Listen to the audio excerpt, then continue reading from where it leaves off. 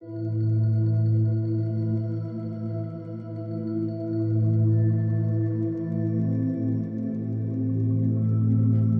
n'était pas belle, elle était bouleversante. Vous savez, ce genre de personne dont on ne peut détourner le regard sans y revenir. Son profil était la chose la plus parfaite que je n'ai jamais vue. Ce profil était anormalement parfait. Elle souriait toujours et avait toujours ce foulard qu'elle ramenait sans cesse sur elle. Son regard était timide et fuyant. Elle ne se laissait pas approcher sans se détourner et partir vite, très vite. Puis, quand elle était assez loin, l'on entendait toujours cette mélodie, si belle et si triste.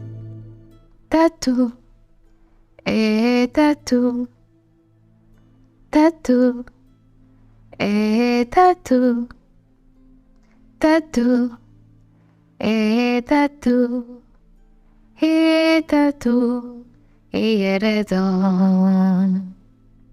des sanglots.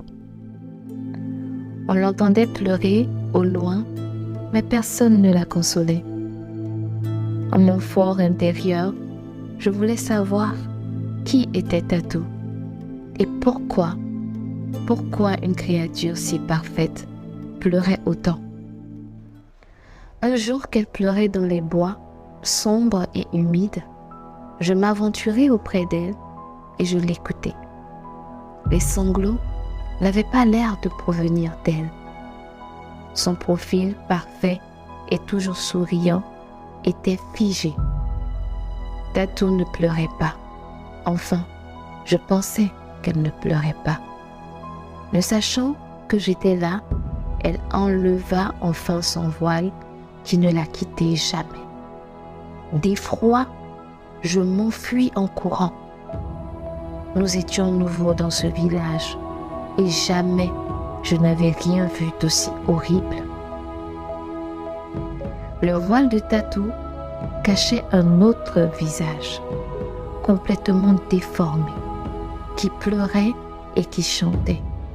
Ce visage était de la chair en putréfaction.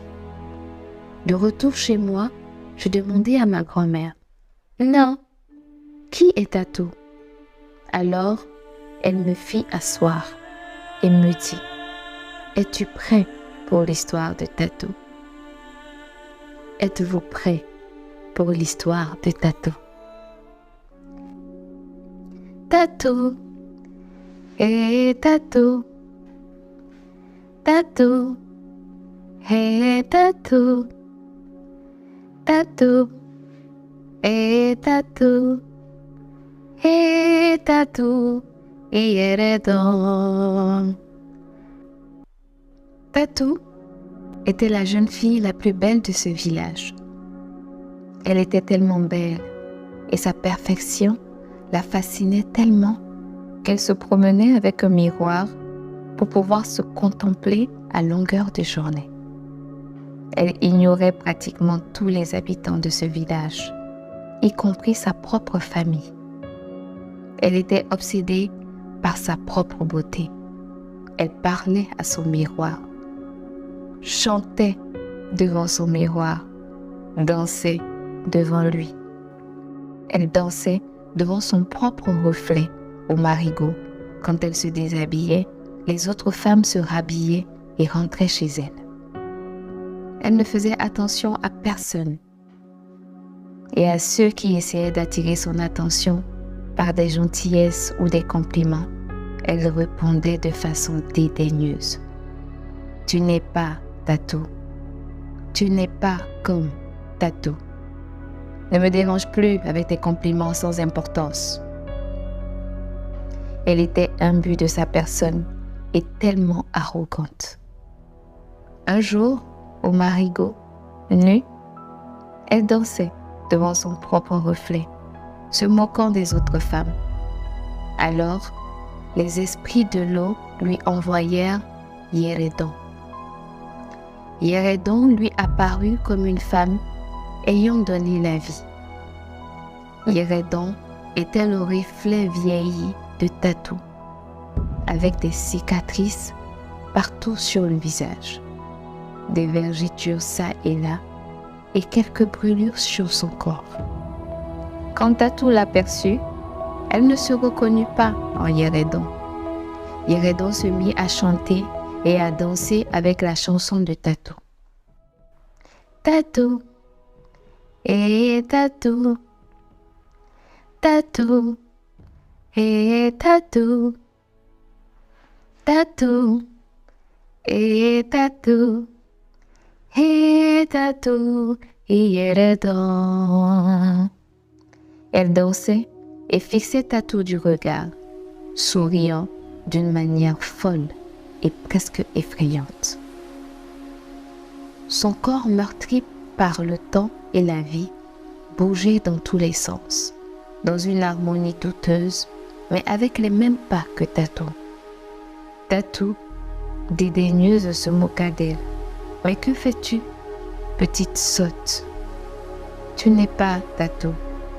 Tu n'es pas comme Tatou. Ne me dérange pas avec tes pas de danse ridicules. » Yéredon s'arrêta donc de danser. Sa poitrine flasque et son corps, tremblaient encore. Un vent puissant s'éleva et le marigot s'assécha. Le miroir que Tatou tenait toujours dans ses mains se brisa en 1000 morceaux. Chaque pièce lui entailla la peau de son visage, de son cou et de chaque partie de son corps si parfait. Et pendant ce temps, Yéredon se métamorphosait en Tatou, la jeune et parfaite Tatou. Une Tatou incroyablement parfaite. Avant la fin de la transformation de Yéredon, Tatou s'élança vers elle en lui criant « Rends-moi mon corps !» Yéredon lui répondit « Tu n'es pas Tatou.